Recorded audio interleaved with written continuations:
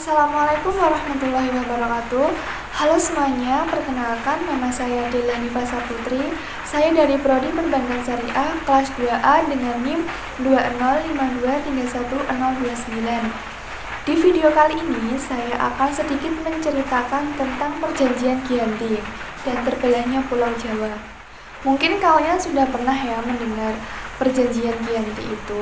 Nah, perjanjian Giyanti itu merupakan peristiwa besar di masa silam yang lahir sebagai sebuah kesepakatan segitiga politik antara Pakubuwono III, Pangeran Mangkubumi, dan Perserikatan Perusahaan Dagang Hindia Belanda atau VOC pada tanggal 13 Februari 1755. Nama Giyanti sendiri diambil dari lokasi penandatanganan perjanjian yakni di Desa Janti. Dalam pelafalan Belanda disebut Giyanti dan secara tertulis dibaca Giyanti. Sekarang tempat tersebut dikenal dengan Dukuh Kerten, Janti Harjo, Karanganyar, Jawa Tengah. Dulu perjanjian Giyanti ini dibuat dalam rangka meredam api konflik yang telah terjadi berlarut-larut pasca perpindahan Keraton Kartasura ke Surakarta. Konflik tersebut terjadi karena adanya geger pecinan yang ternyata belum mati, tepat di sungguhnya ketika Mangkubumi yang membantu Pakubuwono II dalam meredakan arti konflik mendapatkan hadiah sebidang tanah dari Pakubuwono II. Namun, luas tanah yang diberikan rupanya menimbulkan kecemburuan salah seorang pangeran, lalu mengeluhkan ketidakadilan terkait hadiah tersebut kepada Gubernur Jenderal Baron van Imhoff. Lalu mengeluarkan keputusan yang membuat tanah tersebut tidak jadi dimiliki oleh Mangkubumi. Perlawanan ini mendorong Nicholas Harting mengambil sikap untuk menyelamatkan daerah operasionalnya secara tertutup. Harting melakukan perundingan dengan Pangeran Mangkubumi setelah berkali-kali melakukan perundingan dan bersepakat dengan keinginan Pangeran Mangkubumi yang juga hendak menjadi penguasa di tanah Jawa. Pada tanggal 23 September 1754, nota kesepahaman antara VOC dan Mangkubumi terlaksana dan nota tersebut disampaikan kepada Pakubuwono III, sang pengganti Pakubuwono II. Nota tersebut menyatakan bahwa Pangeran Mangkubumi mendapatkan wilayahnya pada tanggal 4 November 1754. Pakubuwono III menyatakan persetujuan terhadap hasil perundingan Gubernur Jawa Utara. Surat pernyataan itu disampaikan oleh Pakubuwono III kepada Gubernur Jenderal VOC Jacob Mussel. Kesepakatan ini mendorong terjadinya sebuah perjanjian besar yang ditandatangani di Desa Giyanti beberapa kilometer di sebelah timur Surakarta. Penandatanganan perjanjian Giyanti ini menjadi pangkal dari terbelahnya Pulau Jawa menjadi dua bagian yang dikenal dengan istilah Palihan Nagari. Hal ini menjadi awal mula naik tahtanya Mangkubumi di Yogyakarta sebagai Sri Sultan Hamengkubuwono I dengan gelar Senopati ing Ngaloga Sayyidin Panatagama Khalifatullah.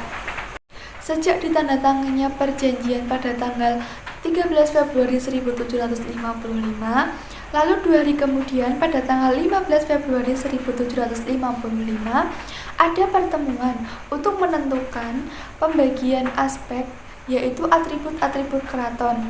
Yang pertama, keris. Keris yang menjadi pusaka raja itu diserahkan kepada Sri Sultan Hamengkubuwono I. Kedua, bahasa Jogja. Meneruskan ada dialog namanya bahasa Bagongan. Bahasanya juga punya identitas. Kalau ada yang satu nggih, yang satu inje. Lalu yang ketiga, tari. Kalau di Jogja, tangan di atas menandakan kegagahan. Kalau Solo, tangan di bawah menandakan lebih ke alus, lalu sampai pakai tutup kepala yang disebut dengan blangkon. Selesai sekitar 20 tahun perjanjian Giyanti yang tidak merinci pembagian wilayah, pada gilirannya menimbulkan rentetan-rentetan peristiwa pembagiannya. Itu sengaja diajak sepertinya sehingga banyak negara atau wilayah tumpang tindih satu sama lain. Ada beberapa wilayah Jogja di sekelilingnya, ada wilayah Solo. ada wilayah Solo di sekelilingnya wilayah Jogja, sehingga mengakibatkan kecenderungan untuk konflik di antara kedua kerajaan itu. Sementara, pasca perjanjian Giyanti, Raden Mas Said atau Pangeran Sambernyawa yang dahulu membantu Mangkubumi masih terus melakukan pemberontakan, seperti halnya Mangkubumi. Pangeran Sambernyawa yang juga merupakan kerabat Pakubuwono turut menuntut hak sebagai penguasa wilayah dalam gerakannya pada Oktober 1755.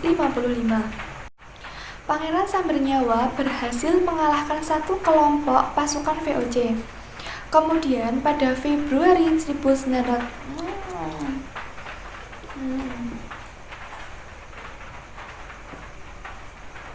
Pangeran Sambernyawa berhasil mengalahkan satu kelompok pasukan VOC. Kemudian pada Februari 1756, ia juga hampir membakar keraton yang baru didirikan di Yogyakarta. Setelah perang bertahun-tahun, VOC akhirnya menyudahinya dengan penandatanganan Perjanjian Salatiga pada tahun 1757. Perjanjian ini membuat tanah Jawa kembali terbagi. Pada perjanjian ini disepakati bahwa Pangeran Sambernyawa mendapat sebagian dari wilayah Kasunanan Surakarta dengan wilayah kekuasaan yang dikenal sebagai Kadipaten Mangkunegaran. Pangeran Sambernyawa pun berjatah tahta dengan gelar Kanjeng Gusti Pangeran Adipati Arya Mangkunegara Lelono Jayamisesa Senopati ing Alaga Satriya Raga Mataram ing Nagari Surakarta Adiningrat. Keterbelahan Jawa ini belum berakhir. Pada tahun 1813, pada masa Gubernur Stamford Raffles Reign dari Kerajaan Inggris, Kesultanan Yogyakarta juga terbelah dengan lahirnya Paku Alam. Dengan demikian, tanah Jawa kemudian memiliki 4 wilayah pemerintahan, masing-masing tumbuh dengan perbedaan model dan orientasi politik. Hal ini mengantarkan Jawa pada rupa yang beragam dinamika politik yang digerakkan oleh angin revolusi pada masa pertengahan pada tahun 1940-an yang membuat masing-masing mengalami nasib yang berbeda. Hal ini berujung pada perbedaan status hingga hari ini di masa Republik Indonesia Kasunanan Surakarta dan Kadipaten Mangkunegaran menjadi situs cagar budaya, sementara wilayah Yogyakarta yang di dalamnya juga terdapat Pakualam menjadi daerah istimewa. Nah, itu tadi yang dapat saya sampaikan mengenai rentetan peristiwa perjanjian Giyanti dan terbelahnya Pulau Jawa. Apabila ada salah kata, saya mohon maaf. Semoga bermanfaat. Terima kasih. Wassalamualaikum warahmatullahi wabarakatuh.